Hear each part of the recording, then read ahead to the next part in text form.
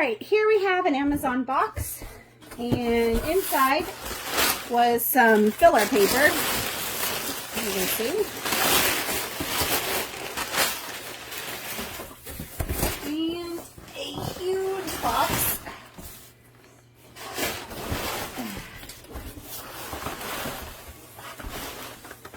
Oh, goodness gracious.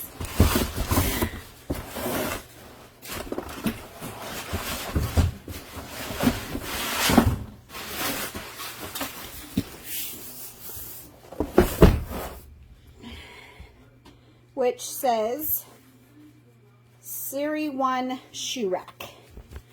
So we are going to open this up and start putting it together. So I actually brought this inside to put it together. It is actually fairly heavy. The box itself is 32.8 pounds, so be careful when lifting it up and carrying it around. It is a little heavy. So we're going to go ahead and open it up and find the instructions. All right, so I've opened up the package, and this is the instruction manual. So basically it's a shoe rack with a pull-out drawer with a nice flat top to lay stuff on, like your keys and whatnot. So here is the parts list. So I'm going to go ahead and break out everything out of the bubble wrap and plastic that it's in and kind of get all the pieces together. So I'm going to pause it and stay. All right, so here is the parts pages, and I have gone through and made sure that we have all of the parts that they require. A couple of tools they also sent was a screwdriver and this Allen wrench with a handle, which is kind of nice because I don't like really using Allen wrenches. So anyway, the first step basically is going to create the drawer. So we're going to go ahead and start with that, and it gives you actually step one with the parts that you need.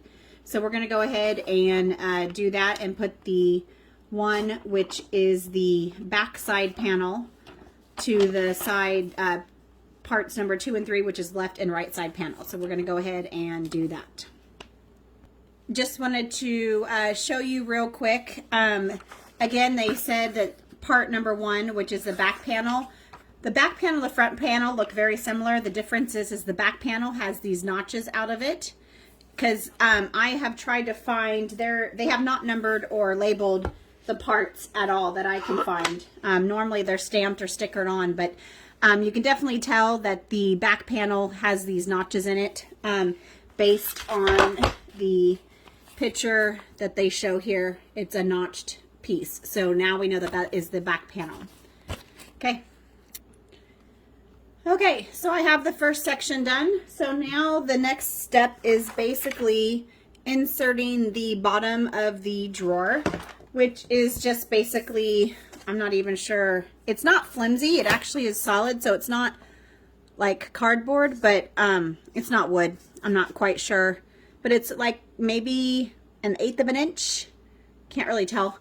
So anyway, it has a nice slot that it's going to go into right here, and I made sure that they all line up, and there's no right or wrong side to that. They're both stained the same color. So I'm just going to slide that in there,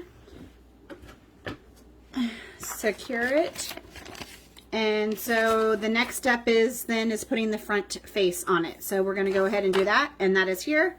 You can see the ridge right here where that is going to slide right over here.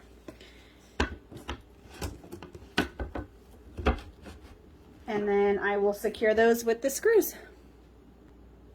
So one thing I want to caution on is when you're screwing these screws in with this Allen wrench, once you kind of get it hand tight and you don't think you can go anymore, don't push it. I kind of went to go over tighten it, and it stripped it out. So it's pretty easy to do. This is pretty soft wood, so you just basically want to screw this down until you feel like it's hand tight, and then just leave it alone. Don't push it over.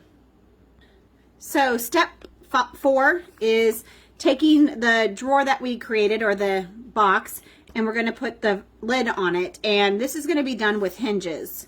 So we have the hinges right here and the little screws inside, and this is where you'll use the screwdriver. So we're going to go ahead and get that done. This is the bottom side of the lid, and as you can see, the holes for the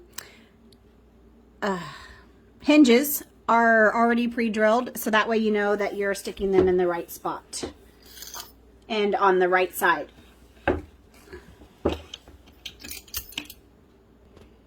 Okay, so we put in the hinges on step 4, as you can see.